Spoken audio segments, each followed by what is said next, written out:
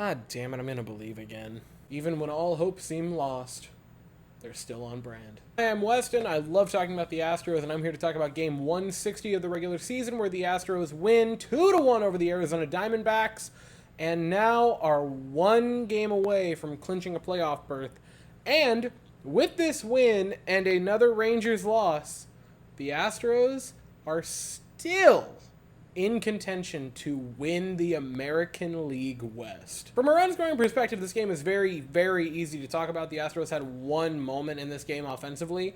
Came in the sixth inning, a two-run double for Jose Abreu, and I've gotta ask about this play. Why?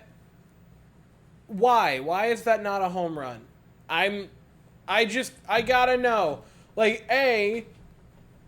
Watching the replay, I had like the reverse effect, because in real time I'm like, I think that's a double, and then watching the replay I'm like, no, that should be a home run.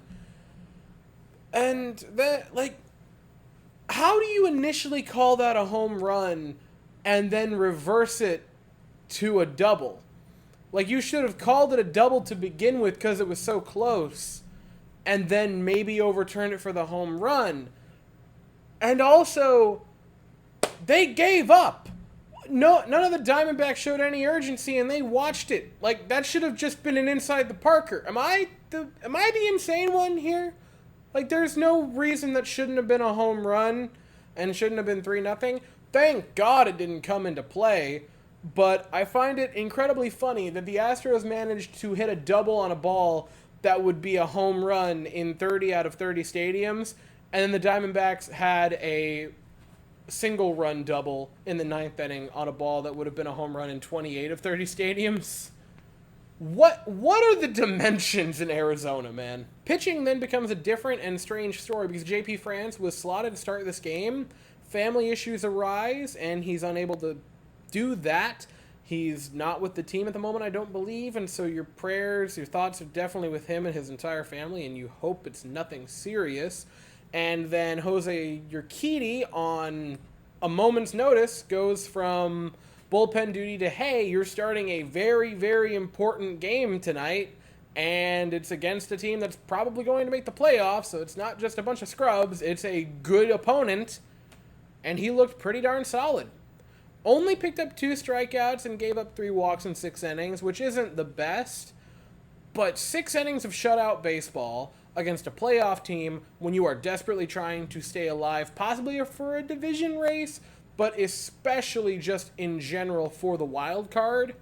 Couldn't ask anything more of Jose Abreu, and I'm not going to say a single bad thing about it. Phil Maton comes in, picks up a strikeout in his inning of work. Then you have Hector Neris, fresh off the weird thing in Seattle, and I can only imagine that Hector Neris, like he just always does, said, nah, I can't pitch well until it's a high leverage inning, and then allows the go-ahead run to come to the plate in the 8th.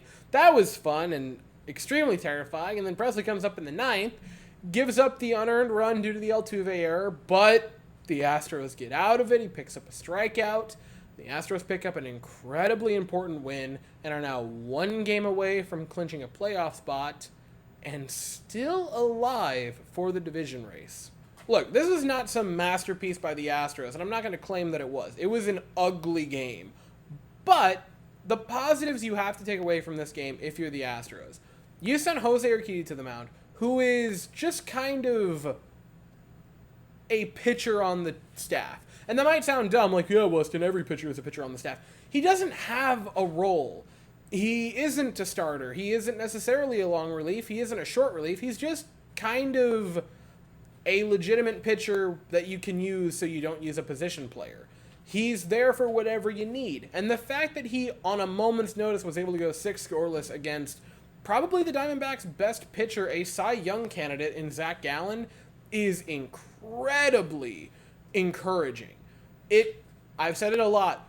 How you differentiate teams from good, bad, or great are the great teams go into awful games like this that you probably should lose and just somehow fight in the mud and find a way to win. And that, going into October, is something, it feels a lot better when you have been good for most of the season and won 95 or more games, and then you win an ugly game like that, and you're like, yeah, that's how you do it. And so being kind of mid and winning a game like this isn't the best feeling, but we're just going to be happy and take the positive away from that. And also, one thing that I felt has been missing from the Astros a lot this season is defense. I am not going to address what happened in the ninth inning. I'm going to address what happened before that. There were some beautiful, high-leverage, important double plays turned by the Astros in this game, and just an unbelievable play in the eighth inning. Jeremy Pena, unbelievable extension to get the ball, spin, throw, and then a beautiful pick. Jose Abreu has been a picking monster over at first base as of late. The defense coming back and being able to send out those 7th or 8th arms, and they managed to beat aces from the other team, that's a lot more reminiscent of the 2021-22 Astros than what's been the 2023 Astros. And so yes, this game, from an outsider's perspective, might not look that encouraging, but it makes me feel really good. So now tomorrow evening, the Astros look to clinch a playoff berth.